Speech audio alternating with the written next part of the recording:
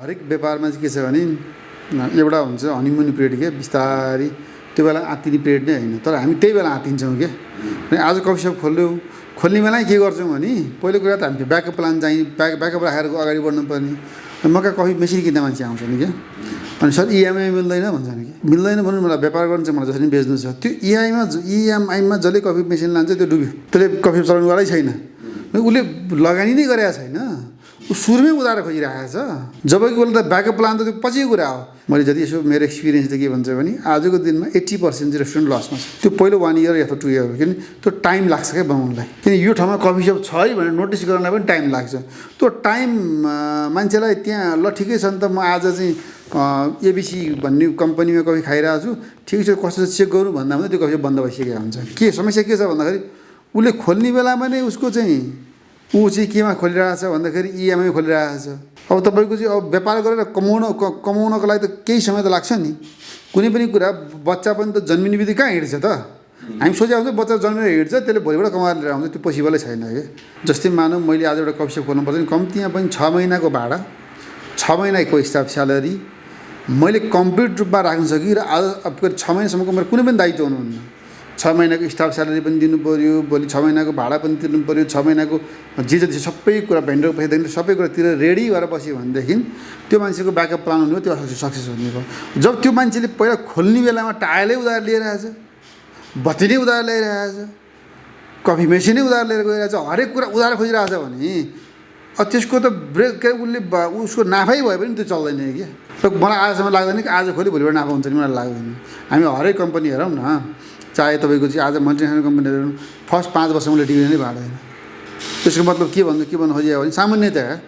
कसैले बाँड्ला 2 वर्षमा बाँड्ला तर कुनै पनि कम्पनीले महिना डिभिडेन्ड बाँड्नु सुन्नु भएको छ त त्यो त पोसिबलै छैन नि उसले के सोचिरहेछ भने आज कफी मेसिन ल राख्छु भोलि यसले 1 महिनापछि यदि व्यापार गर्छ म यसको पैसा किस्ता तिर्छु त्यो सबैभन्दा ठुलो गलत र समस्या त्यही नै हो कि बिजनेसमा ब्याकअप प्लान चाहिन्छ चाहे हरेक पेसा होस् ब्याकअप प्लान चाहिन्छ जस्तै तपाईँको हाम्रो प्राविधिकले जसरी क्यामेरा खिचिरहनु भएको छ अझ अब जमाना बिस्तारै परिवर्तन हुँदै गइसक्यो बिस्तारै एआई होला अथवा उहाँहरूको टेक्नोलोजीमा नयाँ नयाँ होला त्यो सिक्दै जानु ट्रेनिङ लिँदै जानुपर्छ अनि बल्ल ऊ अगाडि हुन्छ उसले जानेको एउटा क्यामेरा चलाउँदा त्यसैमा म यो भन्न जान्ने केही छैन भने त बसेर भएन अपग्रेडेड भर्जनमा जाँदै मान्छे चाहिँ जाँदै पर्यो क्या जुनसुकै मान्छे पनि के आजभन्दा 15 वर्ष अगाडि अथवा 10 वर्ष अगाडि जानुहुन्छ भने भाडभुटी भन्ने संस्था एउटा थियो एउटा आउटलेटबाट सुरु गर्यो त्यसपछि गएर तपाईँको भाडपट्टिपछि सेल्सबेरी जन्मियो सेलवाइज जन्मियो त्यसपछि गएर बिग मार्ट जन्मियो विभिन्न जन्मियो हामी विदेशमा भिजिट गरौँ कफी भन्ने बित्तिकै स्टारबक्स कोस्टा ब्रान्डको नाम आउँछ एकै खालको मोडल हुन्छ एकै खालको टेस्ट हुन्छ मोडर्न ट्रेड भनेको चाहिँ तपाईँको यो भाडपट्टि बिग मार्ट सेलवाइज सेलबेरिज यो के मार्ट यो मार्ट यो सारा मार्टहरूको कन्ट्रोल यसले के हुँदै जान्छ ठुला माछा भयो नि सानो माछालाई खाँदै जान्छ बिस्तारै कालान्तरमा यी तपाईँको के अरे डिपार्टमेन्ट स्टोरको सङ्ख्या बढ्दै जान्छ किराना पसल घट्दै जान्छ अब रेस्टुरेन्टकै कुराकानी गरौँ केएफसी आउला म्याकडोनल्ड आउला अथवा नेपालकै कुनै चाहिँ एबिसी कम्पनी आउला बिस्तारै मार्केट त्यसैले खाने हामी 5 वर्षमा अरेबिका कफी हामी 22वटा आउटलेट 20-22वटा आउटलेट बनाइसक्यौँ हेर्नुहोस् अब हामी लगभग अब 3 देखि 4 वर्षभित्र मोर देन 100 आउटलेट बनाउँछौँ भनेको अब मान्छेलाई के छ पर्चेज गर्दाखेरि भाडुटीले केमा गर्छ कम मूल्यमा गर्छ बेच्दाखेरि के गर्छ उसले कमै मूल्य बेच्न सक्छ किराना पसललाई के भन्दा भाडुटीलाई चाहिँ अभियसली दिनेले कममा दिन्छ अर्को पसलले भन्दा उसले सस्तामा बेचिदिन्छ र सारा कुरा इन्फ्रास्ट्रक्चर उसले रेडी बनाएर बेच्छ एक नम्बर सिम्पल कुरा के छ भने मेरो छेउमा म अरेबिका कफीको ब्रान्ड राखेको छु उतापट्टि एबिसी कफी छ उसको कुनै ब्रान्ड दर्ता पनि छैन ब्रान्ड केही पनि गरेको छैन उसले चाहिँ एक्सपोजर पनि छैन अब उसले के गर्छ 1 किलो कफी किनेर ल्याउँछ अथवा 5 किलो कफी किनेर ल्याउँछ मसँग 20वटा आउटलेट छ भने 5 किलो किन्छ भने 20 म 20 × 5 कति किन्छु 100 केजी किन्छु उसले 3000 रुपियाँ किलोमा पाउँछ भने मैले कतिमा पाउँछु 2500 मा पाउँछु त्यही मलाई कम परिसक्यो र उसले के गर्छ कफी कस्टमरलाई 150 रुपियाँमा बेच्छ म 200 मा बेच्छु अथवा उसले 100 मा बेच्छ म 180 मा बेच्छु त्यहाँ नै मार्जिन बेसी छ अनि फेरि म कम मूल्यमा किन्छु बेसीमा बेच्छु ऊ बेसीमा किन्छ कममा बेच्छ म के गर्छु के अरे अब क्वालिटी वाइज त राम्रो कफी पक्कै अभियसली मैले चाहिँ अबलाई माने फर इक्जाम्पल उसले चाहिँ 3000 मा कफी किन्छ क्वालिटीलाई खासै हेर्दैन राम्रोसँग बुझ्दैन चिन्दैन राम्रो छान्न सक्दैन म के गर्छु म त कफीमा 20 वर्ष काम गरेको मान्छे एक्सपर्टिजलाई यसो देखाएर उसले किनेको 3000 कफी किनिरहेको छ तर म छानेर 3000 बेटर कफी किन्छु त्यो बेटर कफी पनि उसलाई छान्ने आइडिया भइसक्यो आउँदैन अनि म बल्कमा किन्छु अभियसली मलाई 2 रुपैयाँ सस्तो पर्छ एक नम्बर त दोस्रो नम्बर त म इन हाउसै गर्न गइरहेको छु भनेपछि इन हाउसै गरेपछि त मलाई त प्रोडक्सन कस्टमै मलाई कम पर्ने भयो र त्यो कारणले गर्दा मुनाफा ज्यादा हुने भयो र मलाई चाहिँ के भने एकैचोटि म बल्कमा किन्दाखेरि जेसुकै सामान मैले सस्तामा पाउँछु इभन भार्गुन पनि त्यही हो इभन बिग मार्टले पनि त्यही इभन सेल्सबेरीले पनि त्यही इन्सेलोजीले पनि त्यही हो या यसरी गर्दाखेरि यो हिसाबले चाहिँ अब बिस्तारै बिस्तारै नेपालमा पनि वर्ल्ड वाइडै कन्सेप्ट के छ भन्दा चेन बिजनेस आइसकेको छ चेनबाट पनि मान्छे अब अनलाइनमा गइसकेको छ बिस्तारै बिस्तारै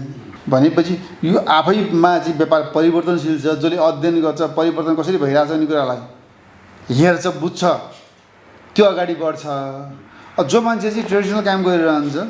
ट्रेडिसनलको आफ्नै एउटा पारा छ त्यो पनि नहोस् चल्ने होइन ट्रेडिसनल आफ्नै पारा छ आफ्नै पाराले चल्छ आफ्नै तरिकाले चल्छ डिजिटल प्लेटफर्ममा पनि अब एआईको जमाना आइसक्यो एआई भन्दा अर्को डेभलप जमाना आइसक्यो होला सुरु भइसक्यो होला के कति कुरा हामी कहाँ नआइपुग्यो हामीलाई थाहा नभएको होला एआईको पनि अब अपग्रेडेड भर्सन होला जुन कुरा हामीलाई थाहा छैन जुन कुरा त पनि सोचे पनि छैन त्यो कुराहरू त्यो कारणले गर्दाखेरि यी कुराहरूमा चाहिँ मान्छेले के गर्नु पऱ्यो भने मैले एकखेर चाहिँ म इटालीबाट मेसिन ल्याएर बेच्छु क्या नेपालमा अर्को दिन म बाहिरतिर अमेरिकातिर क्यानाडातिर युरोपतिर विविध कन्फरेन्समा जान्छु इन्टरनेसनल कन्फरेन्समा पनि त्यहाँ अर्कै कुरा आइसकेको छ क्या जुन कुरा यहाँ कल्पना गरिएको छैन आजभोलि के छ भने तपाईँको चाहिँ इभन कफी बिन्सी कुरा गर्ने स्टोरी बिक्छ क्या कथा बिक्छ क्या टेक्नोलोजीको हिसाबले पनि हामी 10औं वर्ष पछाडि छौँ तर इन्फ्रास्ट्रक्चर वाइज त हामी त कति पछाडि छौँ भने टेक्नोलोजीको हिसाबले पनि पछाडि त छौँ तर धेरै पछाडि त छैनौँ तर हामीले टेक्नोलोजी वाइज चाहिँ हामीले पनि अगाडि बढेकै हो जस्तो लाग्छ मलाई जस्तै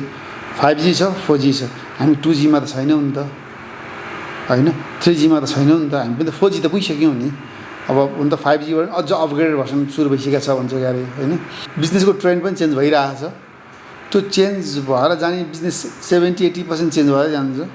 एउटा चाहिँ ट्रेडिसनल टाइपको बिजनेस पनि चल्छ 10% जस्तो बिजनेस ट्रेडिसनल पनि चल्छ इभन तपाईँको अमेरिका गयो भने किराना पसल सामान्य किराना पसल ब्रान्ड नभएको पनि छन् त्यो पनि चलिरहेको छ तर हरेक ठाउँमा चाहिँ चेन किन चल्छ भन्दाखेरि उनीहरूले चाहिँ सपिङ गर्दाखेरि सामान पर्चेस गर्दाखेरि बल्कमा किन्ने भयो कि थोरै थोरै गरेर बेच्दाखेरि पनि मान्छे एकै ठाउँमा धेरै कुरा पाउने भयो त्यो कारणले गर्दा त्यो चाहिँ धेरै बिक्ने भयो त्यो कन्सेप्ट चाहिँ बिस्तारै नेपालमा सुरु भइसकेको छ र त्यो लगभग सफल भएको पनि देखिन्छ चाहे हामीले चेन आउटलेटहरू कुराकानी गरौँ सफल भन्नाले सबैजना सफल त हुँदैनन् हेर्नुहोस् अब रेसमा दौडिँदाखेरि सबैजनाले चाहिँ फर्स्टै हुन्छन् भन्ने छैन कोही फर्स्ट होला सेकेन्ड थर्ड फोर्थ व्यापार पनि के भने ट्रेन्ड जेको चलेको छ समग्र मान्छेले जहाँ कमाएको छ त्यहाँ पाल्ने जुन बिजनेसमा कमाइ देख्यो त्यो बिजनेसमा पाल्दाखेरि सफल भइन्छ क्या जुन बिजनेसमा 100% लस छ त्यो बिजनेसमा फेरि कमाउँदाखेरि फेरि 100% इन्टु 100 हुन्छ इन्टु 100 हुन्छ फेरि नट प्लस 100 अनि समग्र मान्छेले कमाइरहेको ठाउँमा चाहिँ काम गर्दाखेरि प्लस मात्रै हुन्छ र गुमाएको ठाउँमा चाहिँ फेरि त्यसलाई सही तरिकाले इस्तेमाल गर्छ इन्टु हुन्छ फेरि प्लस र इन्टु भनेको फेरि इट्स भास्ट डिफ्रेन्ट त्यो कारणले गर्दाखेरि के छ भन्दाखेरि हामीले सिक्ने भने चाहिँ हामीलाई सजिलो के पनि छ भने अलरेडी प्र्याक्टिकल भएर सक्सेस भइसकेको मान्छेको कुरालाई सिकेर इम्प्लिमेन्ट मात्रै गऱ्यो भने नेपालमा धेरै कुराहरू छन् हामीले विकास गर्नु पर्दैन क्या अरूको देखेर त्यसलाई त्यही मोडालिटीमा अगाडि बढ्यो भने अन्त सफल भएको कुरालाई इम्प्लिमेन्ट मात्रै गर्दै हुन्छ एक्सपेरिमेन्ट गर्न जरुरी छैन क्या अन्त सफल भइसक्यो त्यो कुराहरू भइसकेर प्र्याक्टिकल्ली थ्योरिकल्ली फिजिकल्ली हरेक हिसाबले हेरेर देखेर भोगेको कुरालाई मात्रै गर्न सक्यो पुग्यो क्या यति राम्रो प्लेटफर्म छ यहाँ तै पनि मान्छे खालि विदेश विदेश विदेश विदेश भन्छ अहिले तत्कालको आवश्यकता भनेको अर्काको हेरेर इम्प्लिमेन्ट गर्ने समय हो यसको परिक्षण काल भनेको हामी ले चाहिँ केही समयभित्रमा त्यो लेभलमा पुग्न सक्छौँ त्यसपछि अगाडि बढ्नको लागि फेरि सङ्घर्ष गर्न पऱ्यो फेरि हामी पनि त विकसित मुलुक जस्तै गरी फेरि त्यही रफ्तारमा दौडिनको लागि त के गर्नु पऱ्यो भने अहिलेलाई हामीले के गर्नु पऱ्यो हरेक टेक्नोलोजी भनौँ हरेक सेक्टरमा त्यो मोडालिटीलाई इन्क्यास गरेर आजको दिन सफल भएको देश कन्ट्री कुनलाई मान्छौँ चाहे चाइना मान्ने हो कि अमेरिका मान्ने हो कि इन्डिया मान्ने हो कि अथवा तपाईँको चाहिँ युरोपलाई मान्ने हो त्यसलाई रोड मोडल मानेर त्यो खालको इम्प्लिमेन्ट यहाँ गर्नु पऱ्यो जब त्यो लेभलको एचिभमेन्ट पाउँछ त्यसपछि हामी अर्को रेसमा दौडिन्छौँ त्यसपछि त हामी फर्स्ट रेसमा दौडिन्छौँ पहिला के हुनु पऱ्यो पास त हुनु पऱ्यो पासै नहुने अनि फर्स्टको रेसमा दौडेर त भएन नि त। अहिले पास हुनलाई के गर्नुपर्छ? केही गर्नु पर्दैन, सामान्य हिसाबले पनि गर्न सक्यो। अहिले जुन मान्छे प्र्याक्टिकल्ली पास भइसकेको छ, प्र्याक्टिकल्ली भइसकेको छ, त्यसलाई चाहिँ इम्प्लिमेन्ट गर्ने हो।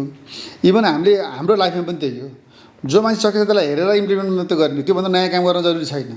अनि जब त्यो बराबर पनि त्यसपछि बल्ल अर्को गोल हान्ने हो क्या। अब हामीले के छ भन्दा अहिले पास भएकोमा के अरे फर्स्ट डिभिजनमा पास गरिरहेको मान्छेलाई हेरेर पास मात्रै हुन सकिन्छ नि। एउटा फर्स्ट भएको पछि लागिरह्यो भने त पास हुनलाई गाह्रो छैन। हामी कोसँग पछि लाग्छ भन्दा त्यो क्लासभरिमै बिग्रेको मान्छे पहिला लाग्यो, त्यो त बिग्रिनु स्वाभाविकै हो त। फर्स्ट भएको पछि मात्रै लागि पास हुनलाई समस्या छैन त। जब पास हुन्छ त्यसपछि के चाहियो हामीलाई? डिभिजन चाहियो। डिभिजन त्यसपछि बल्ल सेकेन्ड डिभिजन चाहियो, त्यसपछि फर्स्ट डिभिजन चाहियो, त्यसपछि डिस्टिङसन चाहियो, त्यसपछि त्योभन्दा माथि के हो त चाहियो होला। तर हाम्रो देशले पनि सिक्नुपर्ने कुरा अथवा हामीले व्यापार भनौँ हरेक ठाउँमा गर्नुपर्ने कुरा के भन्दाखेरि सबभन्दा पहिला टेक्न त पऱ्यो। त्यसको लागि के गर्नु पऱ्यो भने सम्भ्रान्त देश जो देश चाहिँ डेभलप भएको छ त्यसलाई चाहिँ गाली गर्न भएन, गलत गर्नु भएन, केही गर्नु भएन। त्यो सिक्ने हो। हजुर भन्ने सिक्ने बेला त सिकिसकेपछि बल्ल अगाडि बढिसकेपछि त्यसपछि बल्ल त्योसँग कम्पिटिसन गर्ने हो त। पहिला सिक्नु परेन। पहिला त हाम्रो देशलाई त इन्फ्रास्ट्रक्चर वाइज के वाइज डेभलप गर्नुपर्ने हो भन्ने कुरा चाहिँ त्यो डेभलप कसरी गर्न सकिन्छ भन्ने कुरा त यत्रो प्र्याक्टिकल्ली छ त। त्यो कुरालाई इम्प्लिमेन्ट गर्नु, चाहे व्यापारमा भनौँ चाहे एजुकेसन भनौँ, हरेक सेक्टरमा हामीले के गर्नु पऱ्यो? जान्ने बुझ्नेसँग लिनु पऱ्यो, त्यसलाई गाली गर्नु भएन। जस्तै हामी के गर्छौँ? अमेरिकालाई गाली गर्छौँ, घरिघरि चाइनालाई गाली गर्छौँ, घरि इन्डियालाई गाली गर्छौँ, घरि अथवा युरोपलाई गाली गर्छौँ, त्यसलाई गाली नगरौँ। त्योसँग लिऊँ, उहाँकोबाट टेक्नोलोजी लिने के लिनु पनि लिऊँ, लिएर सिकौँ र त्यो बराबर बनाऊँ। त्यसपछि त्योसँग त्योभन्दा माथि जानको लागि फाइट गरौँ। कहाँ अझै फाइट गर्ने हो त? आज कहाँ त्यसलाई गाली गर्ने? त्यसलाई त लिने हो। आज हामी के भन्छ? कमाएर फलानो चाहिँ रामेले यस्तो गर्यो अरे, फलानो व्यापारीले यसो गर्यो अरे। त्यो ठाउँमा पुगिसकेपछि नै अनि त्यसपछि माथि जा, त्यसलाई गाली नगर। तँलाई थाहा रहेछ फलानो रामेले अथवा चौधरीले अथवा अग्रवालले अथवा चाहिँ थापाले अथवा कुबोरले अथवा चाहिँ श्यामेले अथवा हरिले गर्यो, हो त्यसले गरे यसरी कमाएछ नि त्यो फलानो डाकाले कमाएछ त राम्रै गर्यो त। तैँले पनि गर्न त त्यो राम्रो काम हो भनेदेखि त्यसलाई गाली गर तिमी पनि गएर त्यो लेभलमा पुग। त्यसपछि बल्ल त्योभन्दा माथि पुग्नको लागि फाइट गर। त्यसलाई गाली नगर। तिमीलाई थाहा हो रहेछ भनेदेखि, होइन भने तिमी सक्दैनौ, गर्न सक्दैनौ, किन गाली गर्छौ बेकुबारकालाई बिना काममा? त्यो गर, त्यहाँ पुग। चाहे मान्छे होस्, चाहे एजुकेसनमा होस्, चाहे कन्ट्रीले होस्, चाहे हरेक मान्छेले। हामी के गर्छौँ? जस्तै मेरो कम्पिटिटर छ कोही मेरो व्यापारमा, त्यसले यसरी गरेछ नि, किन कराउनु पऱ्यो भने गर नि तिमी पनि त्यहाँ पुग नि त गरेर। पुग्यो त भइगयो त, त्यसपछि माथि जाउँला।